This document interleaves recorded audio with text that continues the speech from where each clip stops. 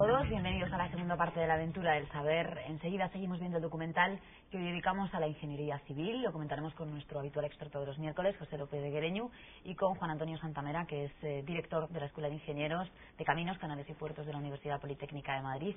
José, ¿tú crees que la herramienta más importante que tiene que saber manejar un ingeniero es la de saber adaptarse a trabajar en equipo? Hombre, yo creo que por supuesto, sobre todo en los tiempos que corren actualmente, ¿no? Que se necesita para cualquier obra un estudio de impacto ambiental, y eso exige saber trabajar con gente de otras disciplinas, geólogos, licenciados en ambientales, químicos y otras ingenierías, para que el proyecto tenga calidad y seguridad. Parece que comentaba con Juan Antonio antes que ya queda obsoleto aquel trabajo famoso, ¿no? de fin de carrera como obra tuya y única, y hoy en día tiene que ser un saber colectivo, ¿no? Juan Antonio, ¿y el futuro de la ingeniería pasa necesariamente por incorporar componentes ambientales? Sí, yo creo que siempre se han incorporado componentes ambientales a la ingeniería, ¿no? Lo que pasa es que quizás se ha extremado ahora mismo el rigor y el control social, ¿no? Y yo creo que desde luego pasa en el futuro por hacer una ingeniería social, una ingeniería civil mucho más sostenible, y teniendo en cuenta pues unas nuevas demandas y unas nuevas necesidades que estamos viendo todos, que el planeta, bueno, pues es finito y necesitamos todos comportarnos mejor con él, ¿no? Bueno, pues vamos a ver el documental, vamos a ver esa segunda parte y después lo comentamos. En la ciudad hay dos tipos específicos de infraestructuras de máxima importancia para el ingeniero de caminos: las que se refieren a la movilidad y las que garantizan el abastecimiento de agua y los servicios urbanos. Entre las infraestructuras dedicadas a la movilidad, el metro tiene una fundamental importancia al haberse mostrado como modalidad de transporte imprescindible en las grandes ciudades.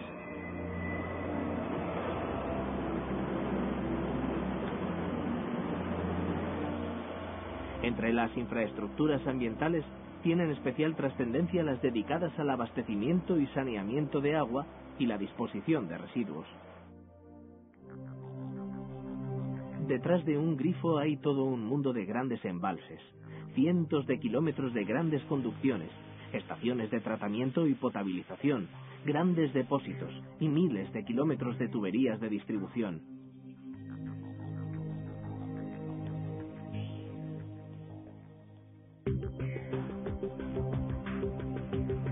El agua utilizada en viviendas, servicios públicos e industrias es devuelta a los cauces por medio de una extensa red de colectores, pero antes el agua es tratada. Las tecnologías de depuración son muy variadas e incluyen tratamientos físicos y químicos para mejorar sus condiciones higiénicas.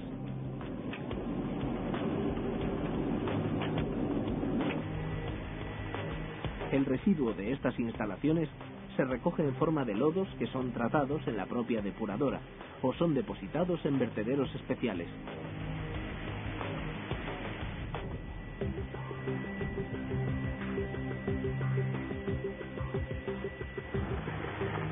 Por su parte, la recogida de la basura doméstica y del resto de residuos sólidos producidos por la ciudad y su transporte a los vertederos constituyen un verdadero reto de organización y gestión. Igualmente, la determinación de la ubicación de los vertederos o la elección de procedimientos alternativos como la incineración tienen importantes consecuencias paisajísticas o ambientales que deben ser evaluadas detalladamente antes de su construcción.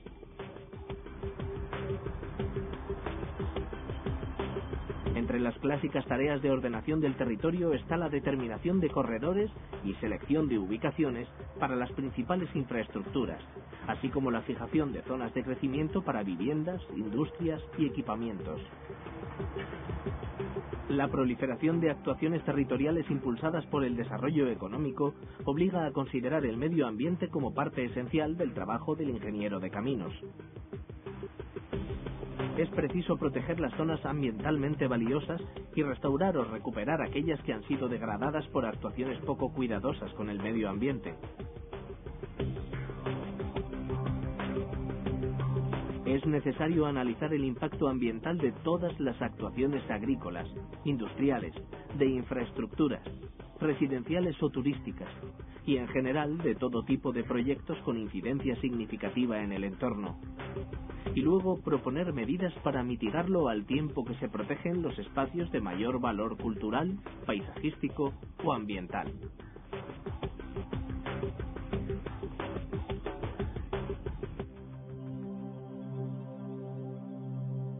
En cada obra o en cada sitio donde estemos trabajando, en general trabajamos más de uno, siempre se trabaja en equipo, desde el ingeniero de la administración, el proyectista, el constructor. Para cada obra se forma un equipo de personas que a lo mejor uno no vuelve a contactar más con ellas, pero que es probable que se las encuentre luego en otra obra. Se hacen una serie de relaciones personales amplias, amplísimas, que dejan a lo largo de la vida profesional una serie de amistades y de relaciones que yo creo que si tuviéramos otra forma de trabajar no las tendríamos tan amplias y tan variadas. De modo que para todo aquel que le guste la movilidad, en cierto modo la aventura, yo creo que es una carrera como pocas.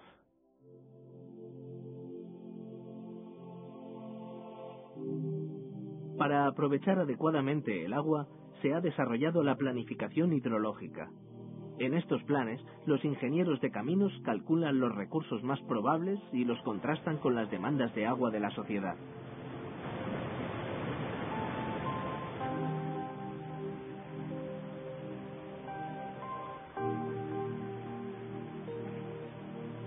Para casar recursos y demanda, se determinan las obras hidráulicas que se deben construir. Se decide la ubicación y altura de las presas a construir en función de la capacidad requerida de los embalses que generan. De igual modo, se traza el recorrido preliminar de los canales que transportarán el agua a su destino, así como los planes de regadíos y abastecimientos encargados de optimizar el consumo final.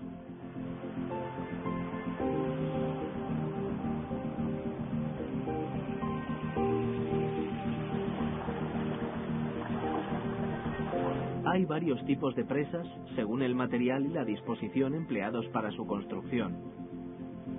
Las presas de bóveda son de hormigón y se utilizan en sitios donde el cauce del río se estrecha en una cerrada, de forma que el cuerpo o dique de la presa se puede apoyar en las laderas. Cuando la cerrada no es tan estrecha, se usan las presas de gravedad, también de hormigón y así llamadas porque resisten el empuje del agua gracias a su propio peso. Cuando la cimentación donde se ha de apoyar la presa es mala, se pueden utilizar presas de materiales sueltos como tierra y escollera combinados con filtros y pantallas de retención de agua.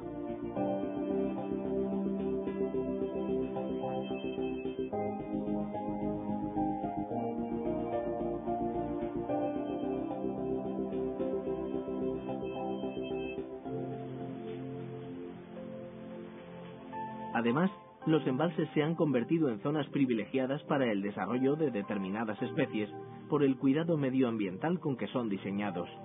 Muchos embalses han sido declarados zonas de especial protección por la gran variedad de avifauna que generan. Otra obra hidráulica imprescindible es el canal, normalmente formado por un cajero o caja de hormigón por donde circula el agua. Suelen tener muy poca pendiente para que el agua impulsada por la fuerza de la gravedad llegue más lejos. Eso obliga a que su trazado se ajuste al terreno, por lo que los canales siguen de cerca las curvas de nivel contorneando el terreno.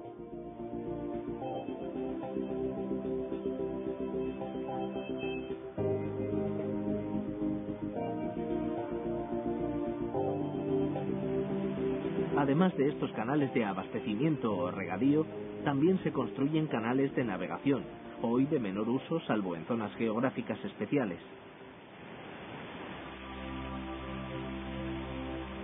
Son más grandes y solo tienen cajeros en zonas estrechas, bastando el talud natural de las orillas en el resto de los casos.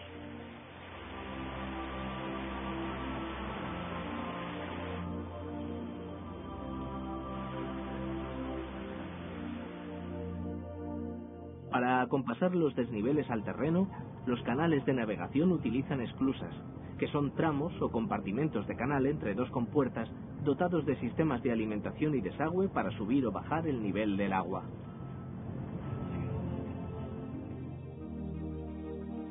Los ingenieros saben aprovechar la fuerza del agua para producir energía por medio de las centrales hidroeléctricas. Las primeras centrales eran fluyentes, aprovechando el régimen natural de los ríos, pero luego se instalaron en las presas de regulación, permitiendo mayores saltos y una utilización más eficiente de los caudales embalsados.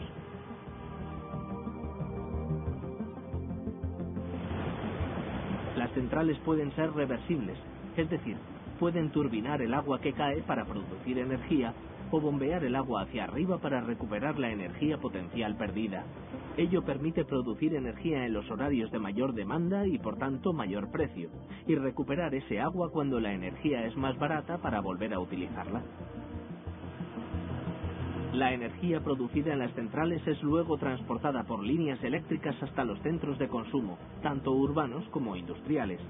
Para optimizar el transporte a largas distancias, se eleva la tensión por medio de transformadores y luego se reduce en las subestaciones, donde arrancan las líneas de distribución que funcionan a menor tensión. La distribución territorial de agua o de combustibles como petróleo y gas se efectúa por medio de tuberías.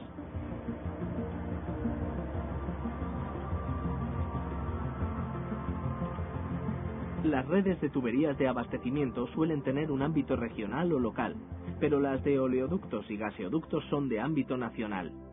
Vinculan las refinerías y regasificadoras situadas en la costa española con los principales centros de consumo repartidos por todo el país y se conectan con Europa y África para recibir los suministros.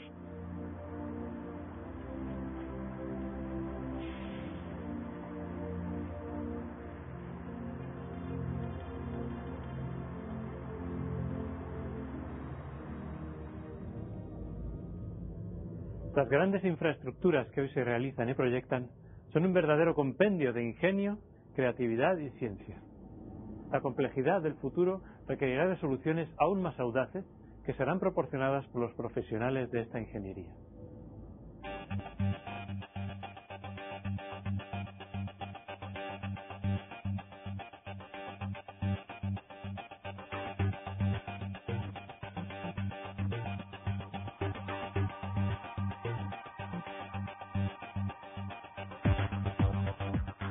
Como ven, se ha incorporado a la mesa el director de la Aventura del Saber, Salvador Valdés. Buenos días, Salva. Buenos días, María. Me gustaría empezar preguntándonos a los tres qué época destacaríais por encima de las demás o qué personaje ha hecho una aportación más importante a la ingeniería civil. Salva, ¿empiezas tú? Pues yo, no tengo ni idea. Lo único que sí recuerdo es lo que me decían en secundaria, ¿no? En secundaria te contaban siempre que los romanos eran los grandes ingenieros y que el Imperio Romano pues había hecho mucha obra civil y que las carreteras de los romanos, los acueductos, los puertos, ¿no? Y todo eso, pues que en eso eran, en fin, verdaderamente muy buenos, ¿no? Juan Antonio, ¿tú? Sí, coincido, en eso yo creo que no hay duda, ¿no? Que el Imperio Romano es un imperio de ingenieros que para dominarlo pues hicieron montones de calzadas, dominaron el agua pues con acueductos, tuvieron grandes ciudades, mucha ingeniería urbana, cloacas, sistemas, las principales redes de saneamiento, las termas, en fin, las presas. O sea, los ingenieros fueron, sin duda, fue la época dorada de la ingeniería de la época antigua de la humanidad, ¿no? El siguiente ¿Buscamos un nombre propio, por ejemplo?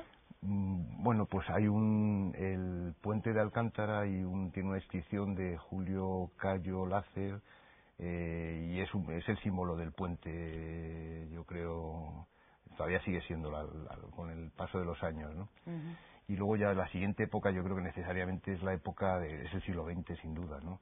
Porque el siglo XIX fue el siglo de las redes ferroviarias, pero el siglo XX ha sido el siglo del motor de explosión, del automóvil, de las autopistas, hoy día del tren de alta velocidad, que es una red que se va a ir extendiendo y no sabemos todavía los efectos territoriales que va a producir, ¿no? De hecho, pues nos sorprende hoy día que se tarde menos a lo mejor en llegar a Ciudad Real que en venir desde el Escorial a Madrid, ¿no? Eso va a tener unas implicaciones territoriales que estamos lejos todavía de divisar, ¿no? Los aeropuertos, los puertos, los grandes petroleros, o sea, las infraestructuras. Yo creo que el siglo XX sin duda, pues lógicamente es el más importante, creo yo, salvando a los romanos, ¿no? Que tenían menos posibilidades, pero que fueron en su momento seguro. ¿Y tú qué crees, José? Hombre, que los romanos no sabían cálculo diferencial integral. Entonces, ¿cómo lo remediaban? Pues poniendo unos puentes con grandes masas, digamos, de piedra, de tal manera que se da en una anécdota bien divertida que hay un puente romano en Zaragoza que es el que soporta el tráfico pesado, porque sigue aguantando, ¿no? Es el único que aguanta todavía, ¿no? Pero es cierto que hoy en día optimizamos el material, el coste, y hacemos estructuras muy livianas, esos puentes maravillosos, ¿no? Aunque a veces tienen sus problemas, como el de Tacoma, ¿no? Que entró en resonancia, empezó a vibrar y se nos cayó, ¿no? Bueno, y ahora sí vamos a recomendar el libro de hoy, a ver qué libro Bueno, vas pues a el libro regalar de hoy es un libro para ingenieros en parte, ¿no? Bueno, para ingenieros que les guste mucho la ciencia ficción.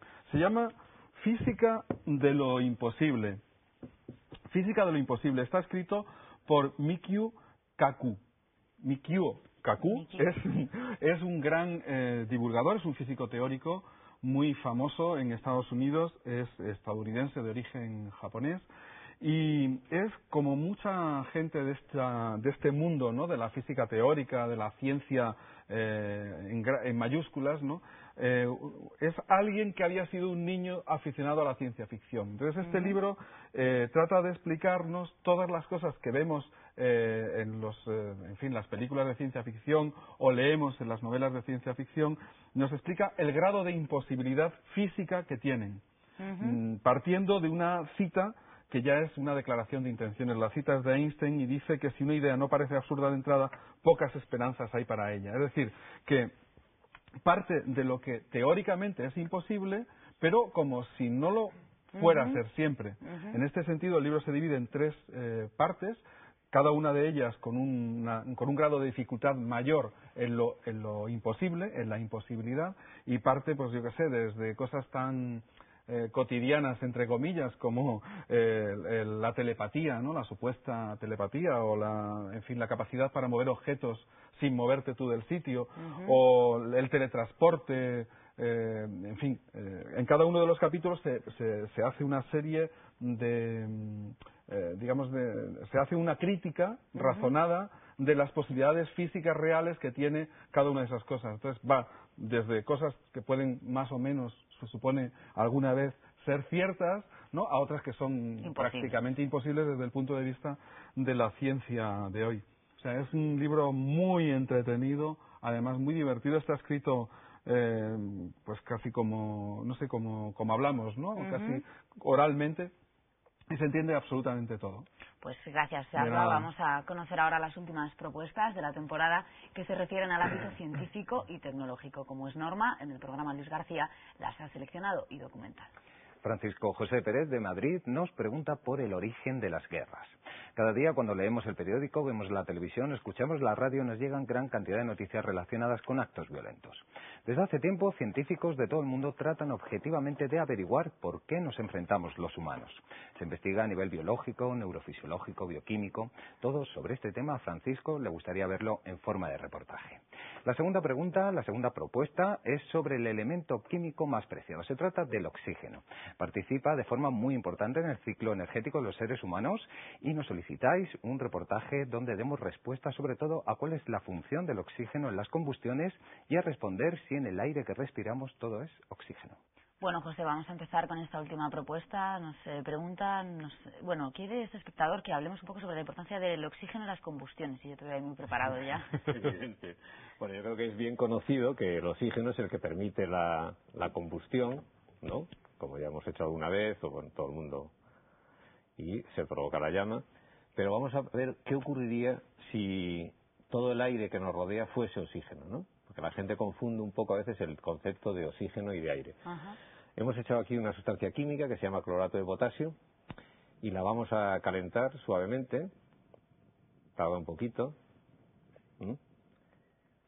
Se dirige no hacia nuestros invitados para que no pase nada. Y veremos que dentro de un poquito, tarda muy poquito el experimento, crepita y se va a descomponer el clorato de potasio en cloruro de potasio y en oxígeno que se libera. Ajá. Una vez que está liberado, que vemos que está líquido, vamos a ver qué pasaría a un poquito de gominola que he sacado de ahí, o cualquier sustancia que echáramos en el tubo. Como vemos, esto es lo que nos ocurriría si todo el aire fuese oxígeno. Estaríamos ardiendo perennemente, ¿no? Ajá. Porque el oxígeno es permite la combustión muy rápida, ¿eh? Incluso si echáramos un poquito de un gusanito, bueno, ahora no le ha llegado hasta abajo, también seguiría ardiendo, ¿no? Entonces sería un peligro público. Claro, que yo todo estaba el aire pensando en fuera los niños que estén viendo, menos mal que ahora están en el colegio. Sí. Si no sería terrible. El aire tiene simplemente un 21% de oxígeno. Y es muy importante esta reacción con oxígeno puro porque es un proceso que se llama oxicombustión y se está especulando con el carbono para quemarlo de esa manera y que sea más rentable y no tenga poder concentrar el CO2 que se emite y poder concentrarlo y almacenarlo para que no dé lugar a problemas ambientales. La otra propuesta que nos hacían nuestros espectadores tiene que ver con el origen de las guerras desde el punto de vista científico, si tiene alguna explicación. Bueno, por la forma en la que somos las personas. Es la eterna duda de la herencia y el medio, siempre, ¿no? Konrad Lorenz hablaba de que teníamos un gen violento y otros, sin embargo, hablan del gen altruista, ¿no? Que siguen en debate y realmente no tenemos una buena solución. El que quizás con más humor lo cuenta en una historia fabulosa, que es auténticamente novelada, fue un gran colonizador español, Cabeza de Vaca, que en su libro Naufragios nos narra todas sus peripecias desde la Florida hasta el sur de México, ¿no? Y cómo se va encontrando tribus, algunas sumamente violentas, que la hacen prisioneros, lo hacen para muy mal, y otras absolutamente amables, ¿no? Y no hay una explicación muy lógica por qué unas sí y otras no. Entonces, quizás el tema de la adaptación al medio, somos violentos cuando se pone en peligro nuestras propiedades, el sexo y demás, pero evidentemente la cultura logra que podamos dominar de alguna manera esta violencia y podamos convivir en paz, que es lo deseable. Gracias, José. Despedimos en este punto a Juan Antonio Santamera. Muchas gracias por habernos acompañado. Muchas gracias a vosotros. Y Salva, y te esperamos mañana otra vez. Hasta mañana. Hacemos una pequeña pausa y volvemos enseguida para seguir hablando de ciencia y tecnología. Hablaremos de algunos interesantes inventos que tenemos que agradecer a científicos españoles. Por ejemplo, un sistema capaz de detectar si un motorista se cae y de dar la alarma. Enseguida les ofrecemos todos los datos. Hasta ahora.